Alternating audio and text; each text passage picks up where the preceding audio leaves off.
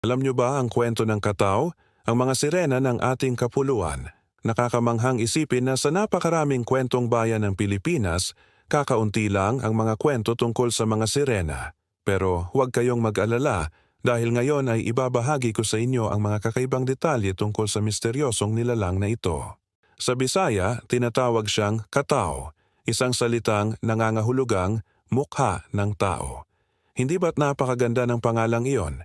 Isipin nyo, isang nilalang na kalahating tao, kalahating isda. Maganda siyang babae mula ulo hanggang baywang, may makintab na kaliskis sa ibaba, at may mahaba at kulot na itim na buhok. Alam nyo ba kung saan siya nakatira? Sa ilalim mismo ng ating mga karagatan. May magandang bahay siya sa ilalim ng dagat, sa tabi ng ilog, lawa, o kahit sa mga talon. Madalas siyang makitang nakaupo sa mga bato, pinapatuyo ang kanyang mahabang buhok habang umaawit ng matamis at malungkot na mga kanta. Pero mag-ingat kayo. Ayon sa mga kwento, ang kanyang mga kanta ay may kapangyarihang humila ng mga bangka patungo sa kanya. Kaya nga siguro maraming mangingisda noon ang nawawala sa dagat, nahihila ng mga awitin ng Kataw.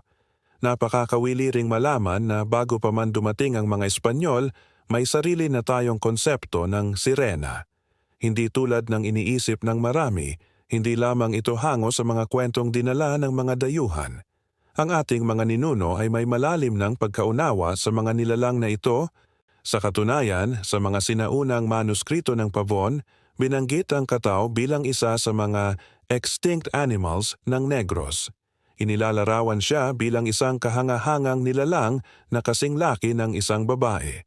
Napakaganda raw ng kanyang buhok at tinig, lalo na kapag umaawit siya ng kanyang malulungkot na mga alaala sa tahimik na dagat. Ang mga kwentong ito ay hindi lang basta katang-isip. Ang ating mga epiko tulad ng Sugidano ng Panay ay maaring dating may mga kwento tungkol sa Kataw. At kung titingnan natin ang mga palamuting ginagamit sa Panay Bukidnon Dagger, makikita natin ang pagkakatulad nito sa mga sirena ng Tay Ramayana. Kaya sa susunod na makakita kayo ng dagat, ilog o talon, subukan ninyong makinig ng mabuti.